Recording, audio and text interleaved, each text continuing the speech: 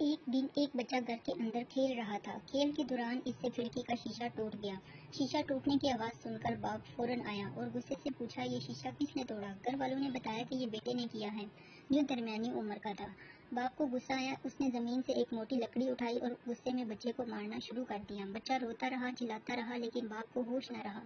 جب مار پیٹ ختم ہوئی تو بچہ چپ چاپ اپنے بستر پر چلا گیا۔ تھکن اور درد کے ساتھ اس نے پوری رات ڈر اور گھبراہٹ میں گزار دی۔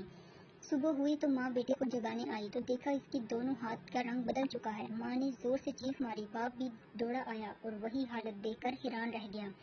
دونوں فوراً بچے کو اسپتال لے گئے۔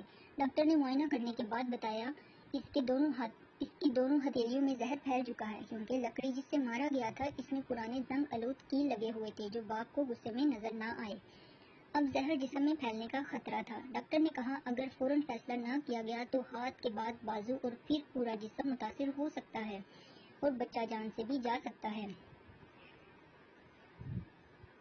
باپ نے روتے ہوئے اجازت دی اور بچے کے دونوں ہاتھ کاٹ دیے گئے۔ بچہ ہوش میں آیا تو خالی کلائیوں کو دیکھ کر حیران رہ گیا۔ باپ کی طرف دیکھا اور لرزتی آواز میں کہا، بابا مجھے معاف کر دو، میں آئندہ کچھ نہیں توڑوں گا، بس میرے ہاتھ واپس دے دو۔ یہ منظر باپ برداشت نہ کر سکا۔ وہ غم اور ندامت کے بوجھ تلے اسپتال کی عمارت سے کود کر اپنی زندگی کا خاتمہ کر بیٹھا۔ سبق: جب بھی بچوں سے کوئی غلطی ہو جائے تو برداشت کا دامن نہ چھوڑیں، کیونکہ ایک لمحے کا غصہ پوری زندگی کی ندامت بن سکتا ہے۔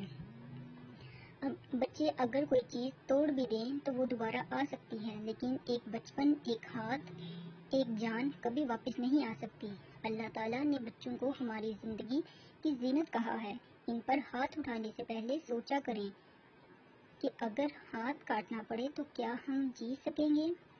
اس پیغام کو عام کریں تاکہ کوئی اور ماں باپ ایسی غلطی نہ دہرائے۔